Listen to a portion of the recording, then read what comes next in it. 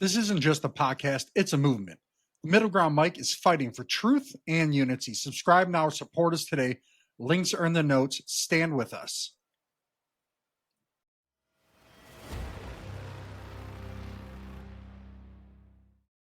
All right, everybody, welcome to the Middle Ground Mike. I'm Joe, your host.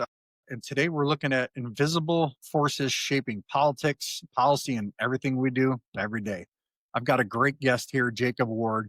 Spent over 20 years reporting how, billionaires, social media, everything, how it's all impacting us every single day. He's the author of The Loop and the host of PBS's Hacking Your Mind. And together we're going to try to dig into how some of this technology influences democracy and what it means for all of us. So thanks for joining us today, Jacob. Tell everybody a little bit about yourself.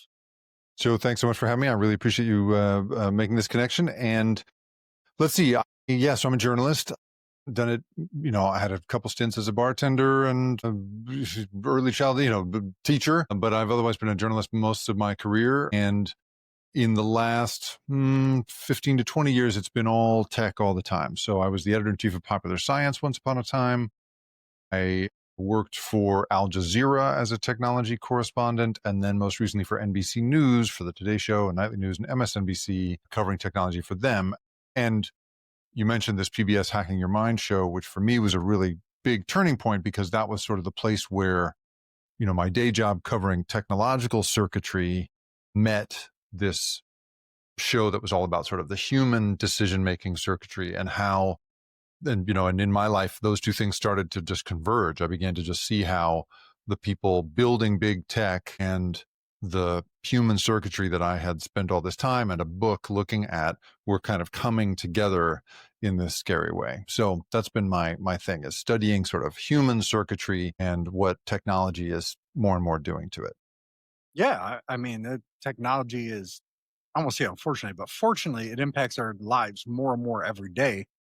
But the downside to me always to it is, like I had told you when we talked before, is there's a lot of things that we all have the utopia idea of. And then you add in the human factor and it becomes muddied. Not that people are inherently bad.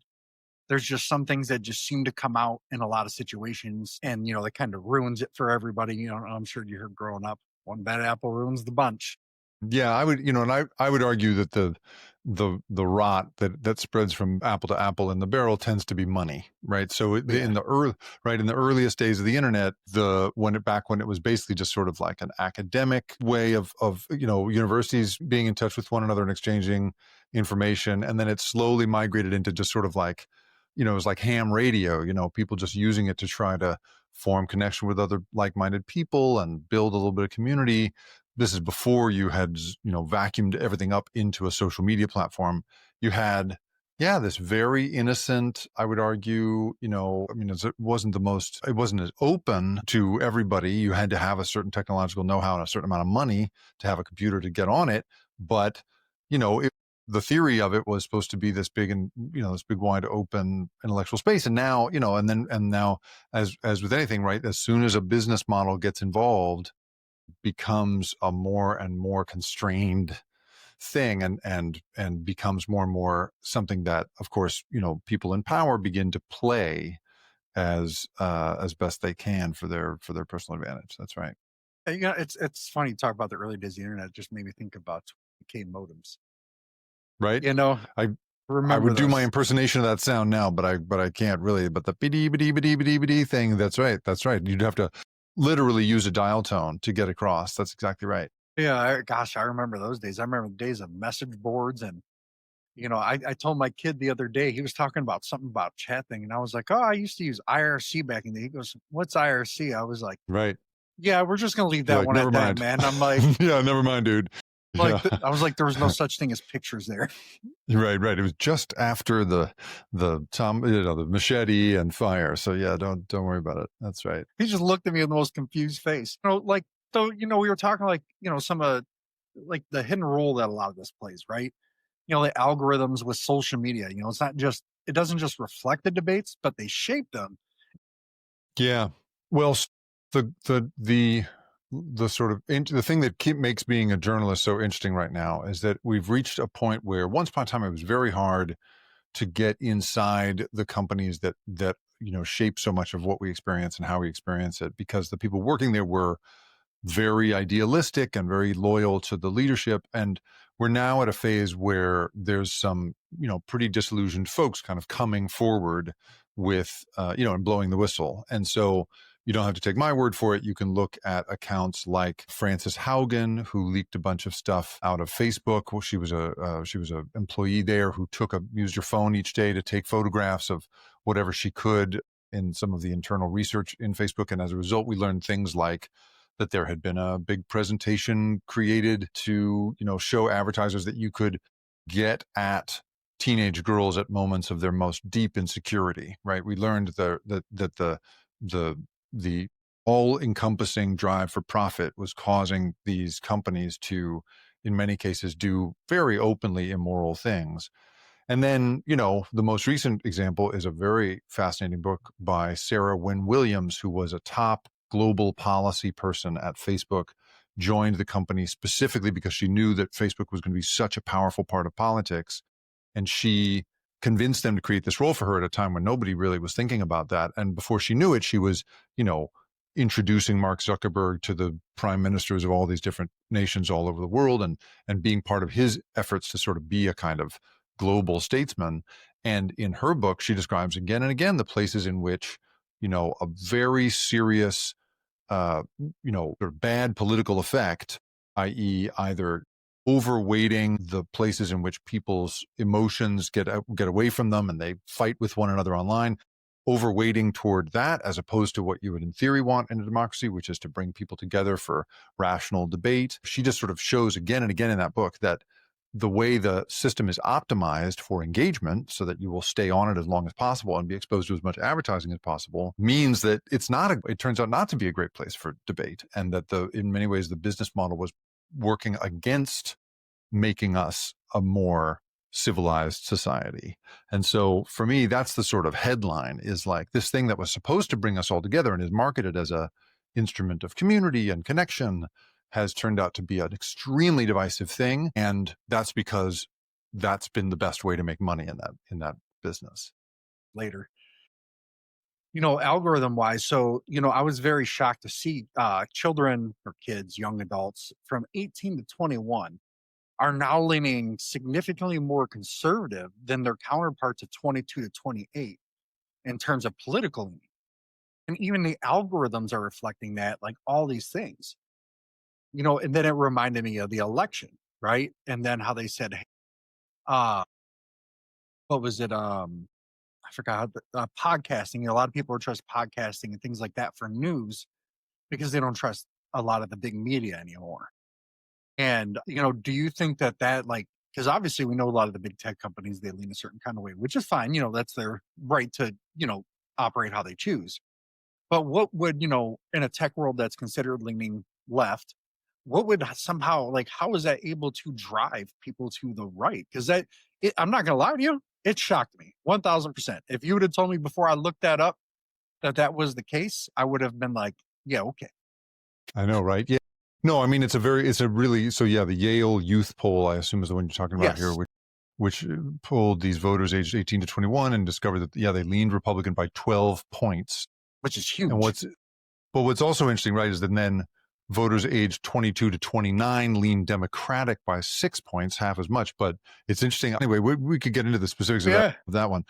But I think that what's interesting is that basically back in the day, in order to recruit the best and brightest out of a computer science program or out of a business school, back in the 40s, 50s, 60s, up through the 80s, all you had to offer a kid, emerging from one of those top programs to get them to work for you was money. And people were really politically agnostic about what they cared about as long as they were going to go and make a good payday. And then in the early 2000s, with the rise of the modern internet, it became necessary that you have an offer to make those kids that would include the promise of making the world better. And so, as a technology correspondent, one thing that I encounter again and again in these companies is that they tend to have some division inside them that is entirely about convincing the people that work there that they are making the world better. because having that kind of world improving purpose turns out to be a huge motivating factor for young people to take a job these days.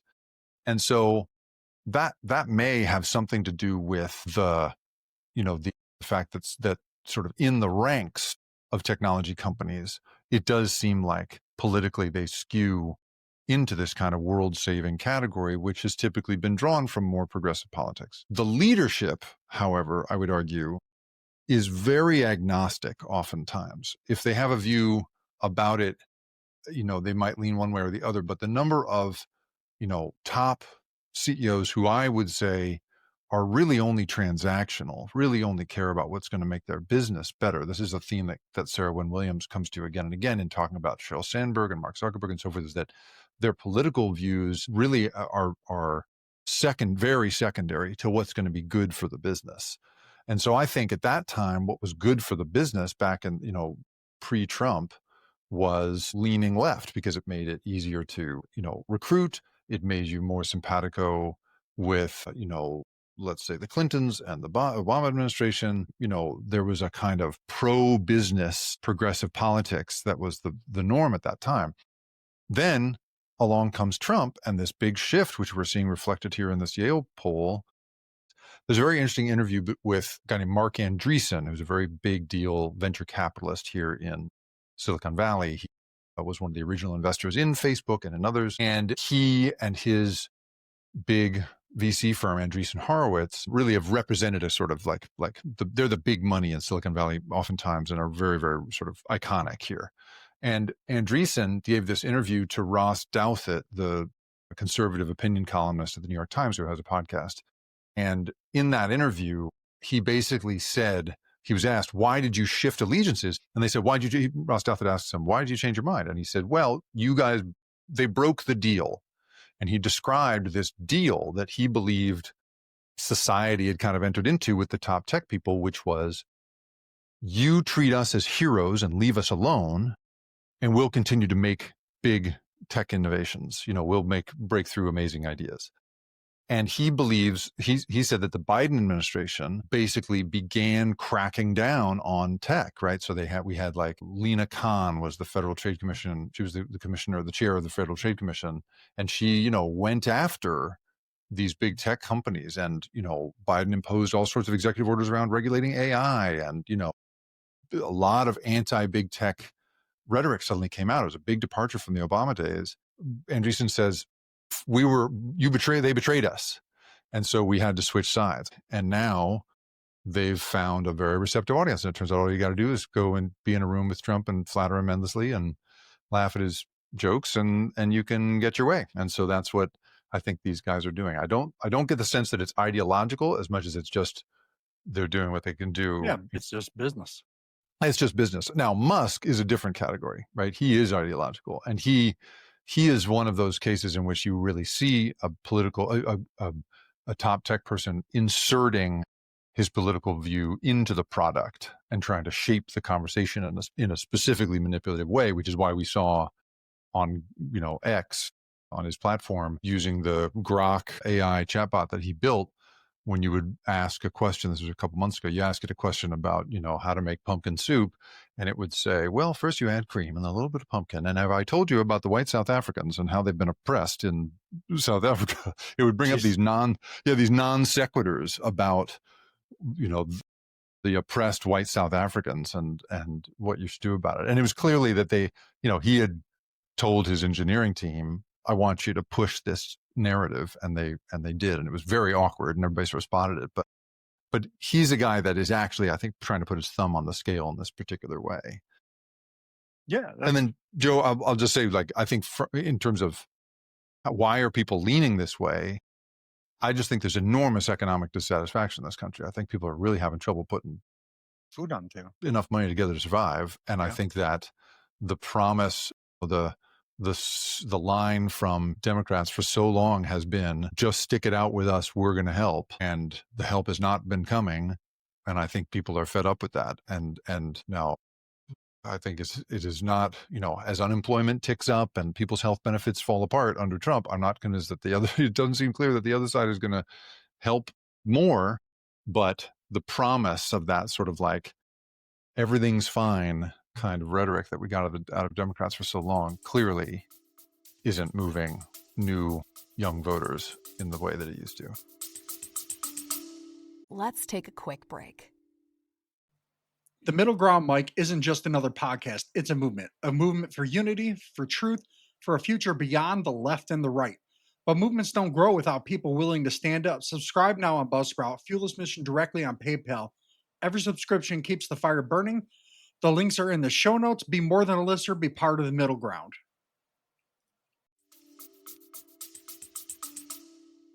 Oh yeah, no, it was definitely a big shift. Just considering, like there's just the algorithms, right? The algorithms push certain things a certain way, just based on human nature, right? And for a long time, a lot of younger people were very left leaning, which tends to just seem to be like a norm thing for a lot of young people. Even people that end up conservative, generally when they're younger, they tend to be a little bit more left. It's not everybody, but it just seems to be how it goes. So I guess that just kind of it was just interesting to see, and I'm not gonna lie, and until I seen that poll myself, if you would have told me that, I'd have told you were crazy. What's interesting? I'm looking at an analysis of that Yale poll, because I hadn't heard about that until you mentioned it. And one of the analyses that various political scientists have offered up about this is that it had to do with when these kids were growing up, that it's a generational thing. So the 18 to 21-year-olds came of age during the Biden administration and probably saw their families struggling and blamed Biden for it.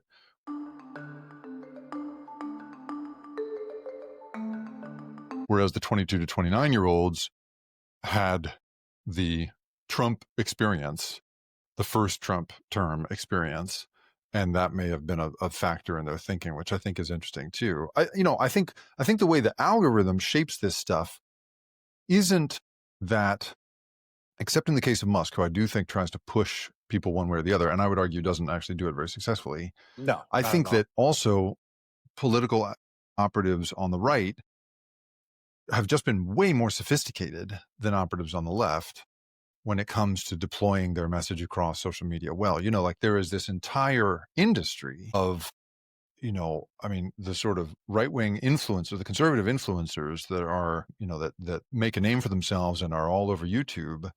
It's not just happenstance. It isn't just like a freak accident that those folks tend to have this big apparatus under them. A place like the Heritage Foundation, conservative think tank, will will fund those guys and then fly them out to like a retreat somewhere and review their talking points together and get everybody coordinated, so it's not just this sort of, whereas there's nothing like that. There hasn't been anything like that on the left.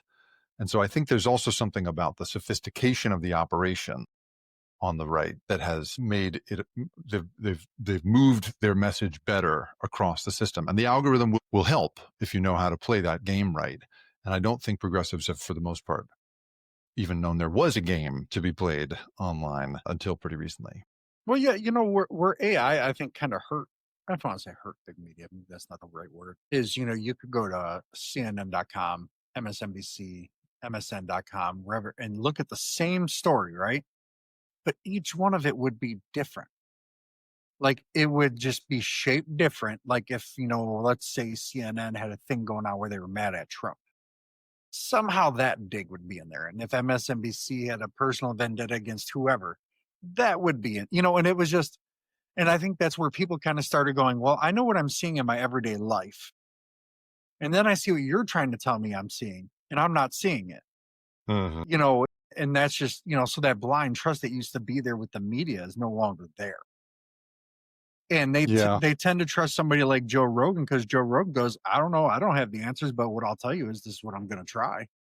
Yeah, isn't that funny how that sort of like the kind of, I'm no expert thing has caused people to stop trusting experts. Not to say that MSNBC or CNN are the experts, but they, having worked inside, mass media organizations, I can tell you that in the ones that I've worked at, there really is a good faith effort to try and put only the most qualified people on. And every story that I had to do at NBC News goes through a lawyer, goes through a standards department, and those people beat you up for a day before your story can go out. They say, you didn't do an adequate job of creating balance between these two perspectives, and you need to do this, you need to do that. You are there's this, and this, I think, this journalism's fault for not doing a good enough job of explaining what it is we do. The idea that we can like make stuff up and get it on air is not been my experience. It is very hard to get something on the air because it has to go through so many people, because these companies are, an NBC News is legally liable if they get it wrong. Now, I would just argue, and this is going to sound like I'm saying this from a political perspective, but let's put politics aside and just talk about like the process by which we in theory do this job, the job of journalism, right? The training, which is, show both sides of the argument as best you can and let the viewer decide, right, is supposed to be the message. Fox News was the place that broke that rule. They decided to make news as perspective entertainment, as opinion entertainment. And I would say, MSNBC has a block of programming in the evenings that is also that perspective programming, but but they also try it. I mean, the idea in theory is that MSNBC sort of tells you this is the plan, this is what we're doing, whereas you have Fox News was the first place to truly like have like a person in a tie looking the part of a straight news anchor delivering real propaganda. Like he's saying, have we looked at both sides of this properly? And that's what made the original motto of that place, fair and balanced, so sort of ironic and upsetting to the folks like me who were getting beat up every day trying to just like come up with the most balanced presentation of a thing. So I hear you on that bias and the mistrust, and I journalism as an industry for not doing as good a job as we needed to in just explaining how we do what we do and how we know what we know. I feel like we should have done a better job of that from the beginning. But also, right, like giving away news content for free online the way we did also just like created this race to the bottom in terms of viewers and advertising. And Fox News brilliantly stepped in and captured that by, in essence, sort of playing dress up as a news organization when it is in fact truly a propaganda arm. Now, let me just say, I mentioned earlier that I worked for Al Jazeera, which I'm sure anybody listening to this will be like, well, this guy worked for Al Jazeera. What is he talking about? And I will say, I worked for an American version of the Al Jazeera channel and the Al Jazeera English channel, both of which are staffed for the most part by like former BBC, British journalists. A lot of them were the leadership. And that training was very similar.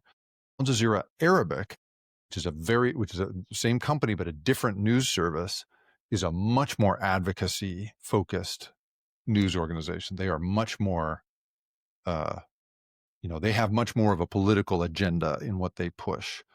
Al Jazeera does to some extent, but I would also say that in my experience, as a science and technology correspondent for them, if I had to report on what was going on in Gaza, I'm sure I would get a very different treatment of it. But that was, for me, a very fair and balanced environment in my experience. So anyway, I've been through many, many places, and I've never seen anybody in the United States break the rules the way Fox News did. And so I think that's a big part of it. As we go on, back in the day, I was kind of attracted to Fox News probably about 20 years ago. And then they do a great job. Well, then it just kind of became more and more about, let's mock something that we don't like rather than presenting what our ideas are. And I'm like, okay. Well, that's interesting. I get, like, do I agree with some of your mocking per se? I wouldn't have done it that way, but I get it. Yeah, okay, right. But what are you going to do differently? I mean, it's like I tell people that work for me, anybody can point out a problem. I can find somebody off the street to do that. Yeah. What I need is somebody's going to help me figure out how to fix it. Yeah, that's interesting. It's been a long time since political disagreements in this country really came down to anything ideological, right? That is true. Like, it is so much of, like, it is just about winning now. And it isn't about your ideological perspective winning. It's just, can I defeat the other? Can I put them in an embarrassing position? And yeah, so I'm with you. It's been years since I've heard somebody, certainly on that channel, articulate like, here's what we want specifically, like, here's the policies we would want enacted. There's general stuff about we want no more transgender people or whatever. There's some stuff that Yeah. they say that is kind of like is ideological, but actual stuff like, okay, well, how are we going to conduct our lives, and like, how much taxes should we pay, and like, how much money should we spend on the military, and the stuff that we used to actually have arguments about across left and right, that isn't part of the programming schedule anymore. Yeah, now it's more about like you could literally have the solution to world hunger, and if you're on the opposite side, somebody's going to automatically just oppose it. That's right. And That's right. that and that it's That's just right. so The number of backwards. bipartisan things is really backwards. I will say AI and tech in general has been something that I've been interested by, in that, because I think it may simply be that people haven't kind of like found the angle on it yet, but it is a place where you see people from across the aisle cooperating a little bit, because there is a shared sense that, like, there's the most cartoonish worries that people have about AI, that AI is going to lead to a Terminator scenario. We're all going to be enslaved by some super intelligence.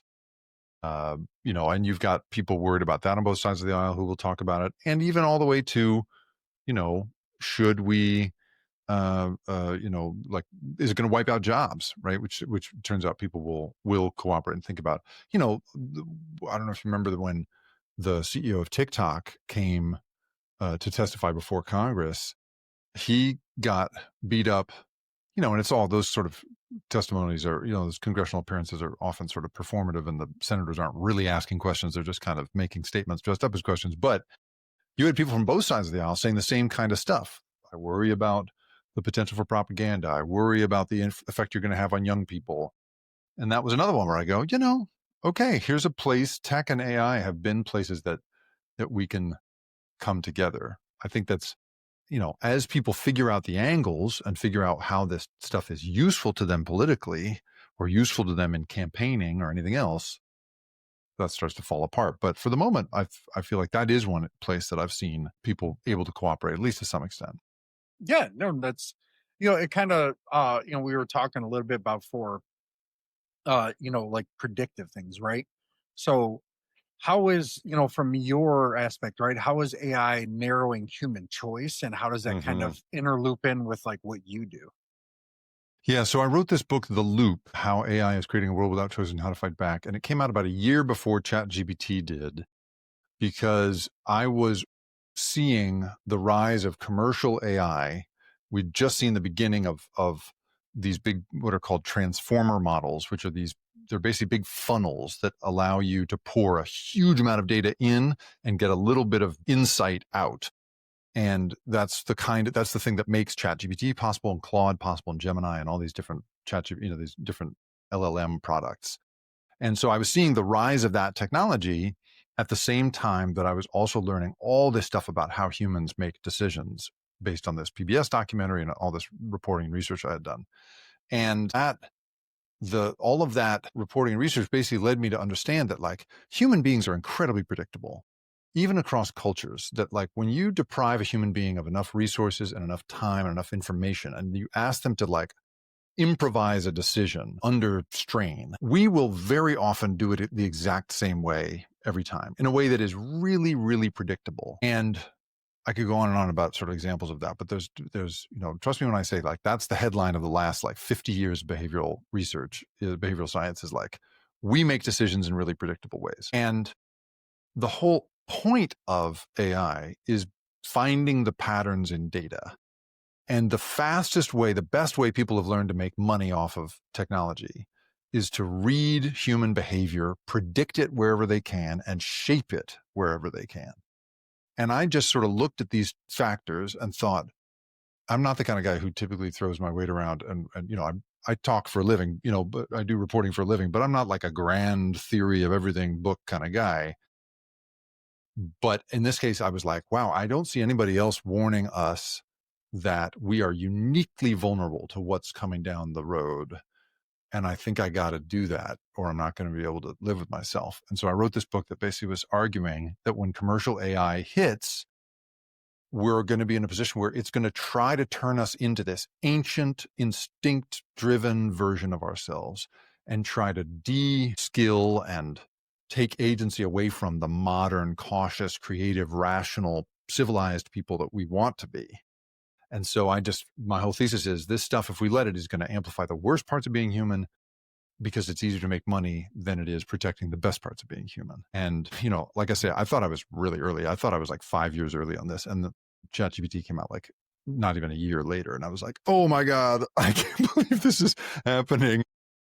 And so I've been in a sort of depressive spiral ever since, just watching my thesis like come to life all around me, as kids aren't reading books and people don't know how to write their own wedding vows. And, I think it's doing to our ability to make good choices for ourselves what GPS did to our sense of direction. So that's what I'm worried about. Like when it comes down to that, so it was like, I forgot who I was talking to, but I said, AI, to me, things like Chat GPT are good for giving you kind of like an outline of what you're thinking, possibly like if you're okay, like, hey, give me an outline of ABCD. And then you kind of go, okay, this, and make sure you provide me sources. I've done that. Like, hey, I'm looking for this, but I need to know where it's coming from. And it'll give them to you. It's a great research tool. Yeah.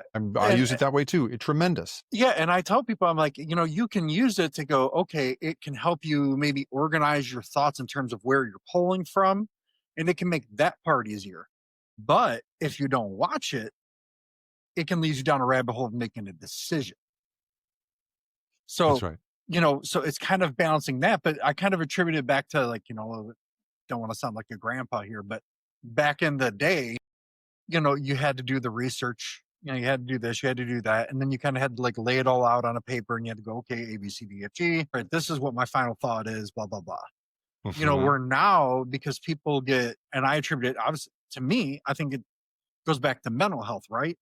People feel overwhelmed with everything that's going on. There's just so much going on.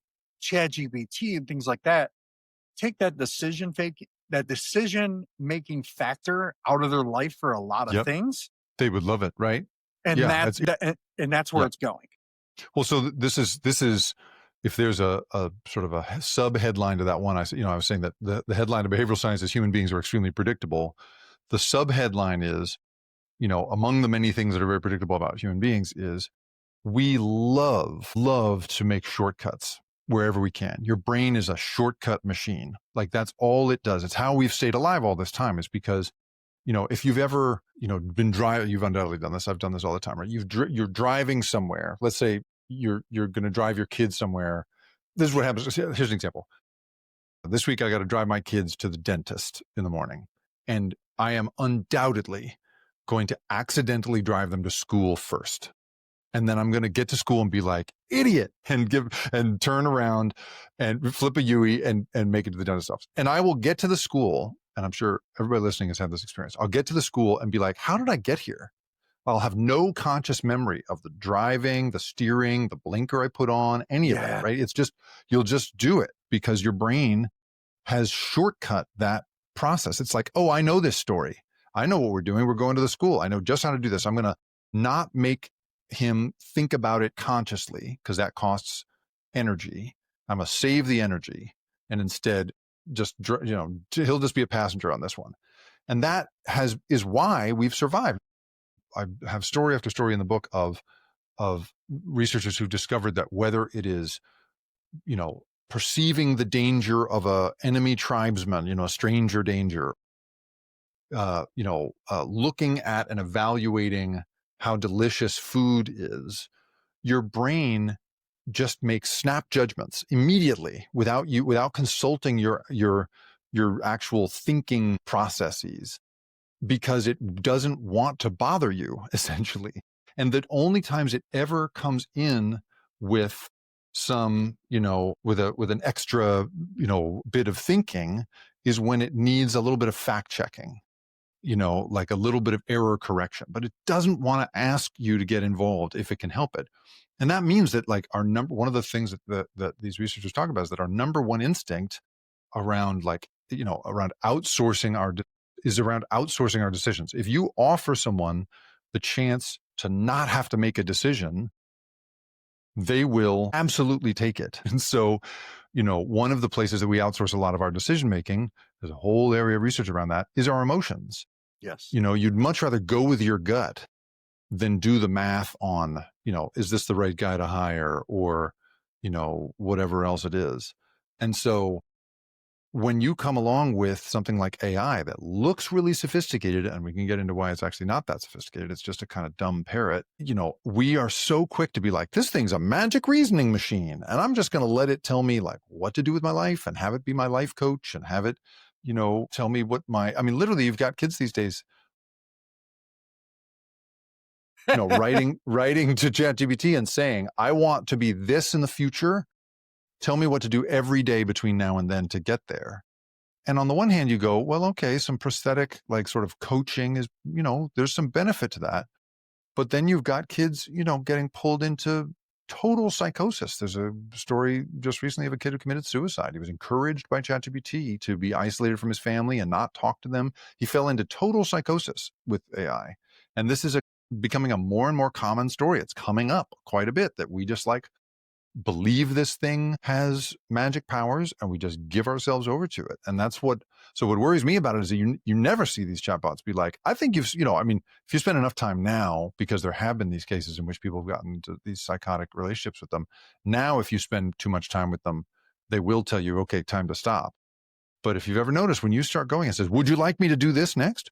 What if I made this like handy 3-part list for you next? And what if I made a print of, it's trying to keep the conversation going.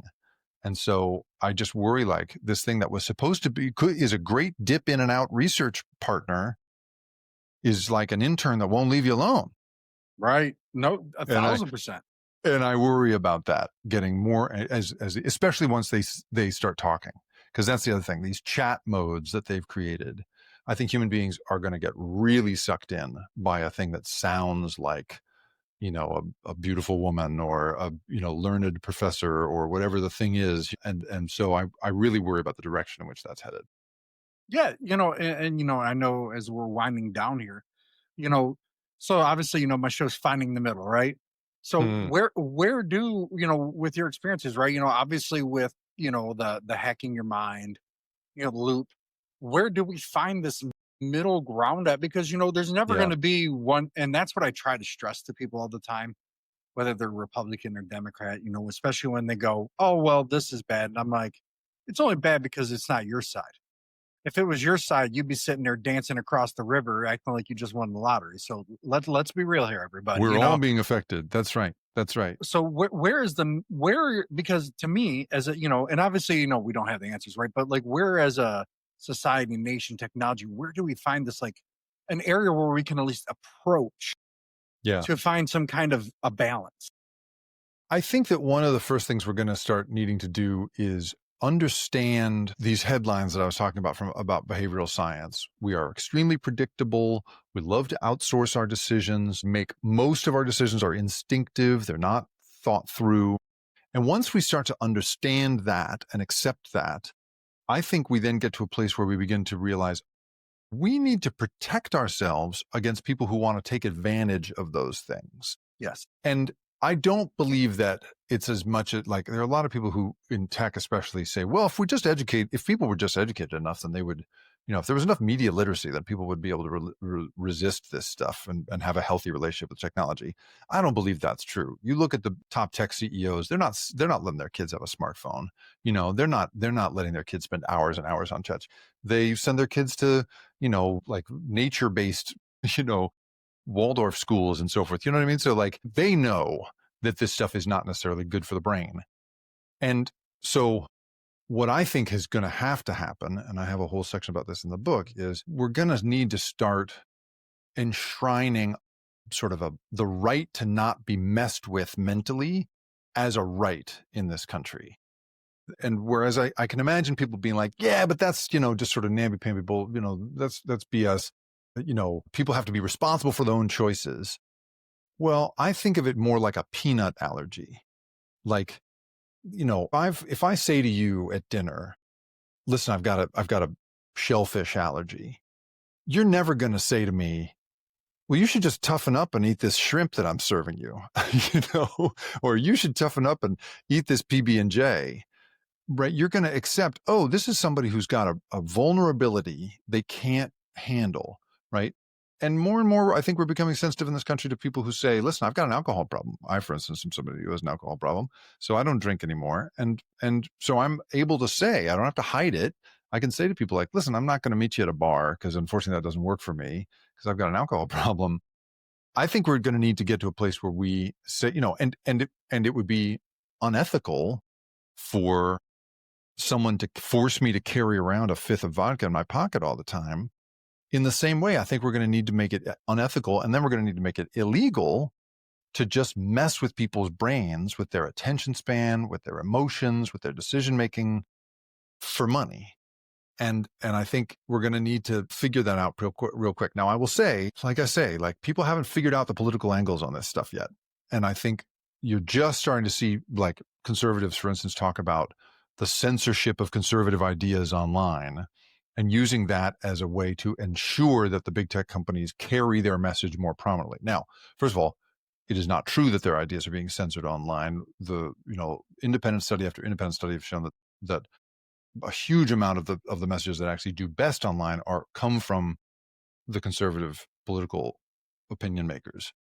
But so I think that conservative politicians are more and more using that as an excuse to try to make big tech do what they want. I worry that the thing I'm talking about, making manipulation of people's brains illegal, is something that could be really twisted for political purposes. And so we're going to need smarter minds than mine. But in the moment, honestly, Joe, I think we're going to need to just sue the hell out of these companies. That people are, and this is starting to happen. You're starting to see people sue, the parents of the guy who committed suicide, of the kid who committed suicide using ChatGPT all that time, is suing OpenAI, saying you messed with his brain, your product messed with his brain.